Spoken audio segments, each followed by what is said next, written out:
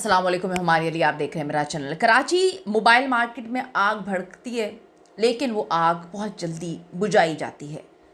सवाल यहाँ पर यह है कि गुल प्लाजा की आग के अंदर कौन से ऐसे केमिकल छिड़काए गए थे कि हर आग बुझ गई, लेकिन गुल प्लाजा की आग 5 से 10 मिनट के अंदर पूरे के पूरे गुल प्लाजा को खा जाती है, खाकिस्तर बना देती है, हर एक चीज़ को जला देती है, इंसान की बाकियात तक नहीं मिलती। ये क्या माजरा है? इस पर क्यों बात नहीं की जा रही?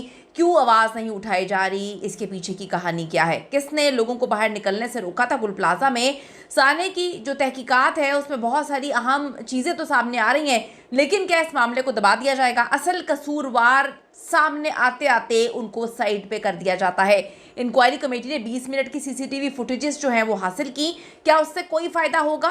पहले जो है वो बिजली बंद होती है वहाँ पर, उसके बाद आग भड़कती है, और ऐसी भड़कती है कि जिनकी दुकान से ये आग शुरू होती है उनके करता धरता तो बच जाते हैं, उनके बच्चे भी बच जाते हैं, उनकी फैमिली भी बच जाती है, लेकिन वो आग ऊपर नीचे हर तरफ फैल के हर फ्लोर को जो है तबाह बर्बाद कर देती है।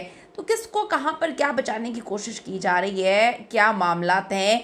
मुख्तलिफ जगहों पर आग लगती है। फैसल ईदी के मुताबिक ये आग काफ़ी मामलात को एक्सपोज कर चुकी है। इसकी इन्वेस्टिगेशन सही अंदाज से होनी चाहिए। फैसल ईदी का इतना तजर्बा था, फिर भी जो रिपोर्ट आई है उसमें तो बहुत सारी चीज़ों को गायब कर दिया गया है। आज की वीडियो बड़ी इंपॉर्टेंट है, रिक्वेस्ट है चैनल को सब्सक्राइब करें, वीडियो को आखिर तक मुलाहिजा ज़रूर फरमाइएगा।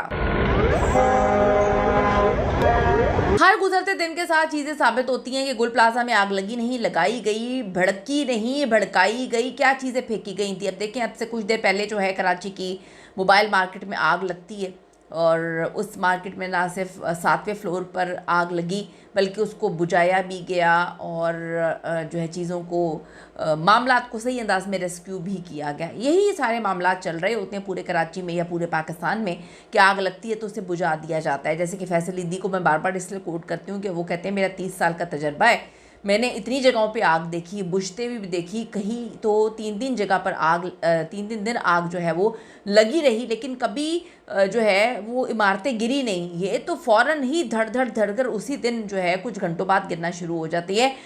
मेरी तो समझ से बालातर है ये सारी चीज़ें कि जो रिपोर्ट भी आ गई, उसके बाद इन्होंने कहानी भी सुना दी, इन्होंने 2 साल में बन जाएगा ये भी बता दिया, लेकिन ये नहीं बताया कि ऊपर का फ्लोर जहाँ पर पार्किंग हुई हुई थी वहाँ पे दरवाजे किसने बंद किए, नीचे दरवाजे किसने बंद किए, इतना कौन सा अंदर क्या क्या मामला थे, गुल प्लाजा के अंदर कौन से जो है तबाकुन चीज़ें ऐसी रखी हुई थी कि वहाँ पर इतनी खौफनाक आग लगी। और जहाँ से आग आर्टिफिशियल जो दुकान थी वहाँ से फूलों की शुरू होती है, वहाँ पे तो कुछ नहीं होता, वहाँ पे तो लोग बच जाते हैं, लेकिन वो हर तरफ ऐसे फैलती है कि बाकियात भी नहीं मिली मुताद्दद लोगों की जो शहीद हो चुके हैं।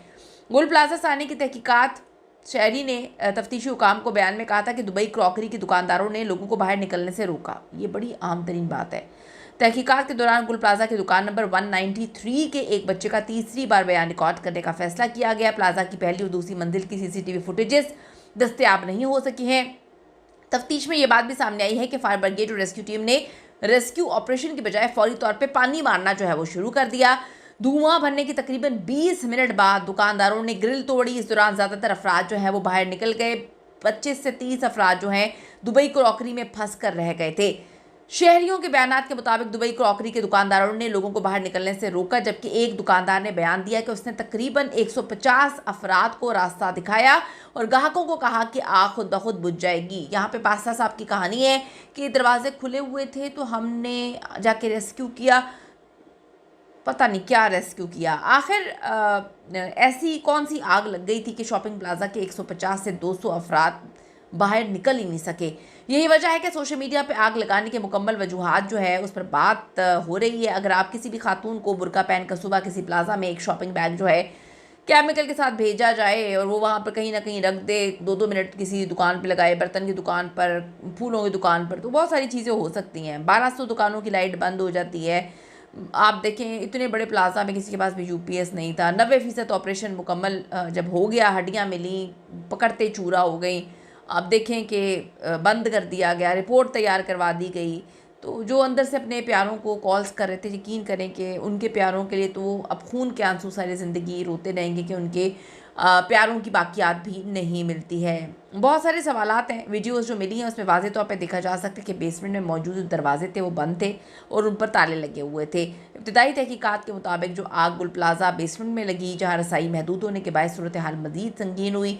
ये सवाल भी उठाया जा रहा है कि जब दुकानें जो हैं खुली हुई थी तो गेट्स किसने बंद करवाए थे। तो बहुत सारे सवालात हैं जिस पर आप देखेंगे 100 से ज़्यादा इंसानी जो है जाने वो जलकर राख हो गई, उनकी बाकियात भी नहीं मिली। लोग रो रहे हैं, कभी इधर जा रहे हैं, कभी उधर जा रहे हैं, किसी ने किसी को जवाब ही नहीं देना। सिर्फ जवाब उन्होंने उनको देना है कि जिनकी दुकानों के नुकसान हुए हैं वो हम दुकानों का इधर लगा देंगे, आपको दुकान इधर बना देंगे, दुकान यहाँ स्टॉल लगा लें आप। यानी कि जो लोग बेचारे मर गए, दुनिया से चले गए, उनका कुछ भी नहीं है। अफसोस की बात है। मेरी तो समझ से जो है वो बाला तर है। अभी भी तो थोड़ी देर पहले जो है कराची की एक मार्केट में जो है वो सदर में ये आग लगती है और आप ये देखें कि सदर जो है मोबाइल मार्केट, इसमें आग भड़कती है। कहा जाता है कि 7वें फ्लोर में भड़की है। वहाँ पे जल्दी से जाके रेस्क्यू भी लोगों की किया जाता है, आग भी बुझाई जाती है। वो आग पानी डालने से बुझ गई। तो गुल प्लाजा की आग में ऐसी कौन सी चीज़ थी कि पानी डालने के बाद वो भड़क रही थी। कीमती राय ज़रूर दीजिएगा अगर आपको कुछ समझ आता है। आवाज़ उठाते रहें, वीडियोज़ को शेयर करते रहें। See you in the next video.